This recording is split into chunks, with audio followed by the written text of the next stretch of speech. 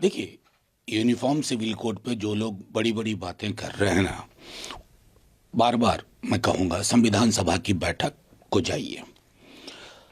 बहुत बहस हुई थी और तकसीम पार्टीशन के बाद जो विभाजन के बाद हालात थे जिसमें भरोसे का सूचकांक आपसी सौहार्द न्यूनतम स्तर पर था। एक बार विमर्श करके देखें कि क्या आज भरोसे का सूचकांक बढ़ा है?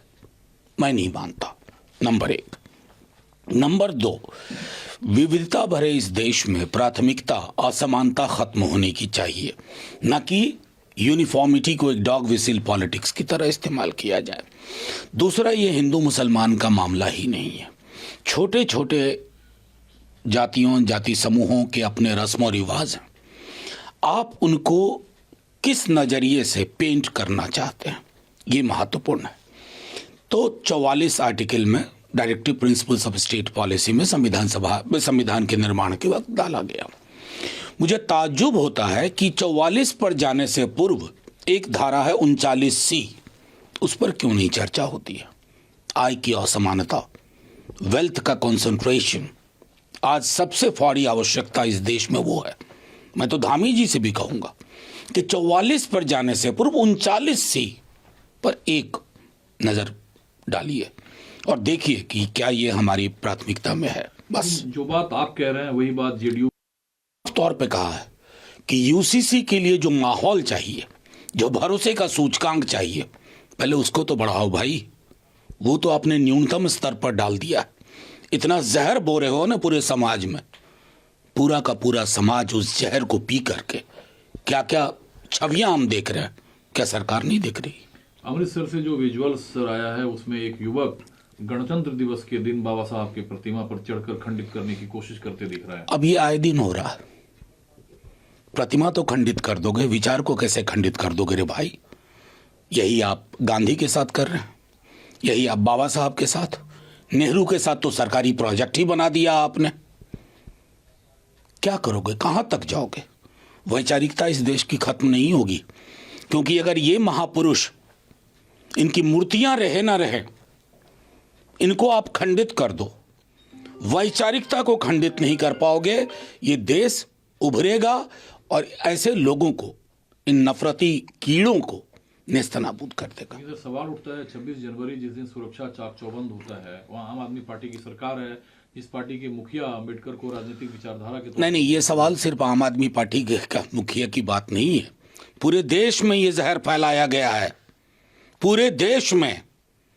जब देश के गृह मंत्री सदन में बोलेंगे अंबेडकर अंबेडकर अंबेडकर अंबेडकर अंबेडकर, इतना भगवान का नाम लिया होता तो स्वर्ग मिल गया होता।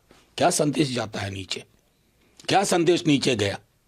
उस पैटर्न को देखिए, मध्य प्रदेश में हो, राजस्थान में हो या पंजाब में हो, सवाल का तेवर वही है, सवाल वही है महत्वपूर्ण। मुद्दों का गजब घालमेल है। इधर अमित शाह, बाकी जो नेतागण है, ये यही आरोप सत्तासीन पार्टी पर लगाती है। नहीं, देखिए, हम तो प्रत्यक्ष को प्रमाण क्या मानते हैं। मेहुल भाई कहाँ है रे जी? नीरव भाई कहाँ है? ये किनके दौर की पैदाइश है और ये कौन है? इलेक्ट्रल बॉन्ड क्या है, क्या रहा? सारे सवाल पूछे जाएंगे ना। ये जो करोड़ों करोड़ रुपए के हर जिले में मुख्यालय बने हैं पार्टी के, ये वैध पैसों से तो नहीं बने हैं भाई, ये तो सबको पता है।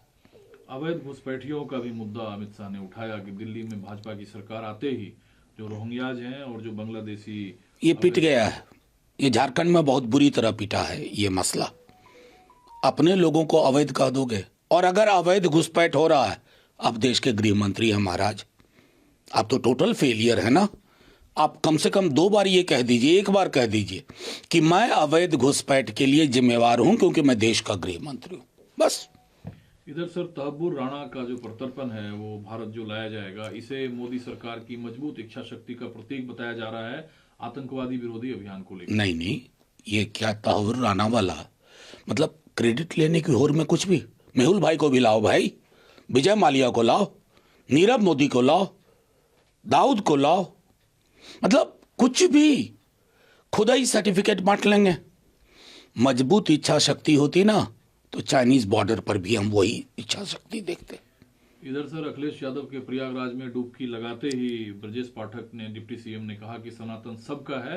अखिलेश यादव ने देर से ही यहाँ आकर अच्छा किया। कमाल के लोग हैं भाई, कहाँ देश को ले जा रहे हो? तुम तय करोगे आप साहब कि कौन कब डुबकी लगाएगा, कितना पानी में पड़ा रहेगा अंदर, कितनी बार डुबकी लगाएगा, और इस दिन डुबकी लगाएगा कि उस दिन डुबकी लगाएगा। साहब डुबकी लगाना है ना तो स्वच्छ मन अपने अंदर करिए, माहौल स्वच्छ करिए, पारिस्थितिक स्वच्छता नहीं, मानसिक स्वच्छता, उसको आप लोगों ने बहुत बीमार कर दिया है पाठक जी।